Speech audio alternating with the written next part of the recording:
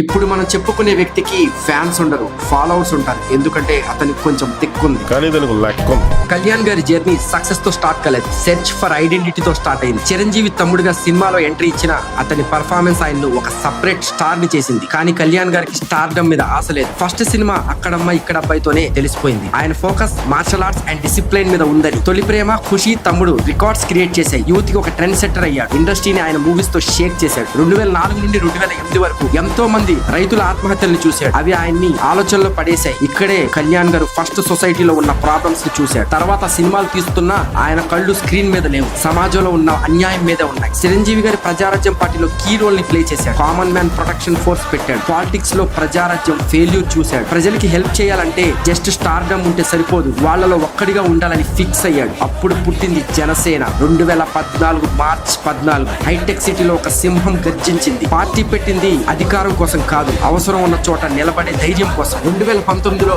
జనసేన పోటీ చేసిన 2 చోట్ల ఓడిపోయింది. అందరూ పాలిటిక్స్ అంటే సినిమా కాదన్నారు. 2 చోట్ల ఓడిపోయాడు అని నవ్వారు. గ్లాస్ పగిలిపోయిందన్నారు. కానీ కళ్యాణ్ గారు ఎక్కడా తగ్గలేదు. మళ్ళీ మేకప్ వేసుకున్నాడు. ఫేమ్ కోసం, సినిమా కోసం కాదు, పార్టీ ఫండ్ కోసం. వకీల్ సాబ్, భీమ్లా నాయక్ సినిమా షూటింగ్లు చేస్తూ ఆ డబ్బులతో పార్టీ వర్కర్స్ కి కంటతడి పెట్టిన రైతుల్ని ఆదుకున్నారు. ఓడిపోయిన తర్వాత అందరూ వెళ్లిపోతారు, కానీ కళ్యాణ్ గారు ఓడిపోయాక ఇంకా దగ్గరయ్యారు. తర్వాత 2024 ఎలక్షన్స్ లో టీడీపీతో కలిసి పోటీ చేశారు. ధర్మ పోరాటంలో తన ఈగోని పక్కన పెట్టాడు. Result 100% strike rate. 21కి 21 ఎమ్మెల్యే సీట్లు గెలిచాడు. ఆ గెలుపు చూసి టోటల్ కంటే షాక్ అయింది. అపోజిషన్ షేక్ అయింది. ఈ జర్నీలో ఫ్యాన్స్ కూడా చాలా సపోర్ట్ చేశారు. సిద్ధాంతం లేని రాజకీయం చేస్తే రూలర్ అవుతారు, ప్రాణం పెట్టి రాజకీయం చేస్తే పవన్ కళ్యాణ్ అవుతారు.